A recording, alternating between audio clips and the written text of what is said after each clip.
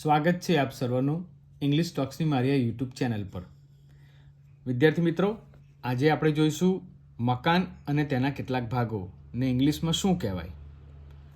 ઇમારતને building કહેવાય, મકાનને house કહેવાય, ઝૂંપડીને cottage કહેવાય, ધર્મશાળાને ઇન કહેવાય INN, બંગલોનો ઇંગ્લિશ સ્પેલિંગ છે બંગલો, મહેલને પેલેસ કહેવાય, ઓરડો અથવા તો ખંડ જેને ઇંગ્લિશમાં રૂમ કહેવાય, બેઠક ખંડ એટલે ડ્રોઈંગ રૂમ, સ્નાનાગાર એટલે બાથરૂમ, ભણવાનો ખંડ જેને ઇંગ્લિશમાં સ્ટડી રૂમ કહેવાય છે, રસોડું એટલે કિચન, સૂવાનો ઓરડો આપણે જેને બેડરૂમ કહીએ છીએ, કોઠાર એટલે સ્ટોર રૂમ, વરંડો જેને ઇંગ્લિશમાં વરંદાહ કહેવાય છે, ઓસરી એટલે ગેલેરી, આંગણું જેને કોર્ટયાર્ડ કહેવાય છે, દહેલીજ જેને થ્રેશહોલ્ડ કહેવાય છે, સીડી અથવા તો દાદર એટલે સ્ટેર અને છાપરું એટલે શેડ.